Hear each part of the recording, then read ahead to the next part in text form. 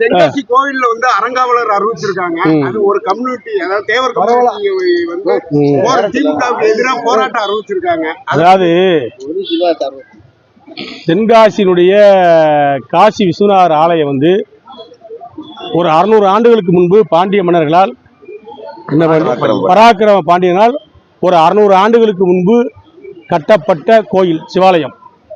அதற்கு பின்பு ஒரு 40 ஆண்டுகளுக்கு முன்பு, ஒரு 30 ஆண்டுகளுக்கு முன்பு நம்முடைய ஐயா தினத்தந்தியினுடைய தலைவர், தினத்தந்தி பத்திரிகையுடைய தலைவர் சிவந்தி ஆதித்தனார் ராஜகோபுரம் கட்டி அந்த கோயிலை உலகறிய செய்தார். வீர பராக்கிரம பாண்டியனுடைய மறு உருவமாக சிவந்தி ஆதித்தனார் செய்தார். இன்றைக்கு இங்கு எந்த பிரச்சனையும் கிடையாது. தேவர் சமுதாயம், நாடார் சமுதாயம், தேவேந்திர சமுதாயம், சிறுபான்மை சமுதாயம் எல்லாருமே சந்தோஷமா இருக்காங்க. இதுல போய் ஒரு சமுதாயத்திற்கு அதிகமான இடங்களும் ஒரு சமுதாயத்தை புறக்கணிப்பது என்பது ஒட்டுமொத்தமாக இந்த ஆட்சி செய்கின்ற தப்பான செயல். இதுல தேவர் சமுதாயத்திற்கு ஒரு இடமும், தேவேந்திர சமுதாயத்துக்கு ஒரு இடமும், நாடார் சமுதாயத்துக்கு ஒரு இடமும், மீதி இருக்கிற 2 இடத்துல பிள்ளைமார் சமுதாயம், செட்டியார் சமுதாயம், யாதவ் சமுதாயம், இப்படி ஐயங்கார் பிராமண சமுதாயம், இப்படி ஏதாவது 2 சமுதாயத்துக்கு போட்டிருந்தாங்கன்னா மைனாரிட்டி சமுதாயத்துக்கு போடுறது அது பிரச்சனையே வராது.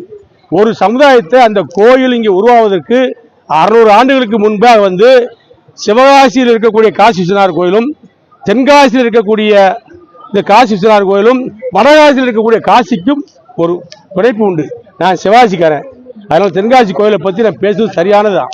இது அந்த காலத்தில் மன்னர்களால் உருவாக்கப்பட்ட இந்த கோயில், அன்றைக்கு இருந்த மன்னர்கள் முக்குளத்து சமூகத்தை சேர்ந்த அந்த பாண்டியனார் கொண்டு வந்த கோயில், நாடார் சமுதாயத்தை சேர்ந்த ஐயா சிவந்தி ஆதித்தனாரால் பிரமாண்டப்படுத்தப்பட்டது, ராஜகோபுரம் கட்டப்பட்டது. ஆக இருவருக்கும் பிரதிநிதித்துவம் கொடுக்க வேண்டும். அதே போல் தேவேந்திர சமுதாயத்துக்கும் பிரதிநிதித்துவம் கொடுக்க வேண்டும். மற்ற சமூகங்களுக்கு பிரதிநிதித்துவம் கொடுத்து இந்த பிரச்சனையை முடிச்சிருந்தால் பிரச்சனை இல்லை. இன்றைக்கு அவர்கள் எடுத்திருக்கிற நிலைப்பாடு முழுக்க முழுக்க சுலபமானது. ஒரு சமுதாயத்தை புறக்கணிக்கிற எண்ணமாகத்தான் அவர்கள் நினைப்பார்கள். அதுதான் சரியாகவும் எனக்கு தெரிகிறது. ஆகவே இது நிறுத்தப்பட வேண்டும். இதை நிறுத்தி மாற்றி அமைக்க வேண்டும். முக்குளத்து சமுதாயத்திற்கு இட வாய்ப்பு கொடுக்க வேண்டும். எல்லா சமுதாயத்திற்கும் பங்களிப்பு கொடுத்து எப்போதும் போல இந்த காசி விஸ்வநாதர் ஆலயம் சிவாச்சாரியர்கள் நிரம்பிய பகுதி இந்த பகுதி. இங்கே எந்த பிரச்சனையும் இல்லாமல் தேவ பணிகள், ஆன்மீக பணிகள் நடக்க